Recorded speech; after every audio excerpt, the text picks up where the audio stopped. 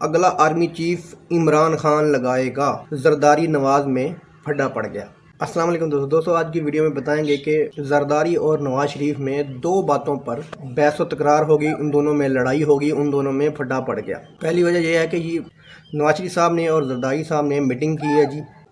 اس meeting میں کچھ بہت ہی اہم معاملات پر ڈسکس ہو رہا تھا، جس پر اپنی واپسی کے لیے انہوں نے جب زرداری صاحب سے بات کی کہ جب میں واپس آؤں گا تو میری واپسی سے پہلے چاروں صوبوں کی اسمبلیاں تحلیل ہو جانی چاہیے اور جنرل الیکشن کے ساتھ ساتھ صوبائی الیکشن بھی ہونے چاہیے، جس پر زرداری صاحب بھاگ بھگولا ہو گئے اور انہوں نے کہا کہ میں سندھ اسمبلی کسی صورت نہیں توڑوں گا، آپ جائیں بھاڑ میں، آنا ہے آئیں، نہیں آنا نہ آئیں۔ دوستوں میں آپ سے ایک بات کلیئر کر دوں کہ زرداری صاحب کی کوشش ہے کہ نواز شریف صاحب کبھی واپس آئیں۔ اگر وہ واپس آ گئے تو ان کا اپنے بیٹے کو وزیر اعظم بنانے کا خواب اور اپنا صدر بننے کا خواب چکنا چور ہو جائے گا۔ دوسری اس بات پر ان کے درمیان پھڈا پڑا، زرداری صاحب لگانا چاہتے ہیں تیسرے نمبر کے آرمی چیف کو، نواز شریف صاحب پھر وہ چھٹے والے کی بات کر رہے ہیں۔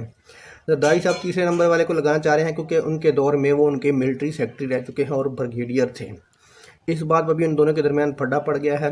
بحث اتنی بڑی کہ زرداری صاحب نے بالآخر غصے میں آ کر یہ کہہ دیا کہ نہ میں لگاؤں گا آرمی چیف، نہ آپ لگاؤ گے، اب آرمی چیف عمران خان لگائے گا۔ اور آپ کو پتہ ہے کہ اگلا آرمی چیف عمران خان کس کو لگائے گا؟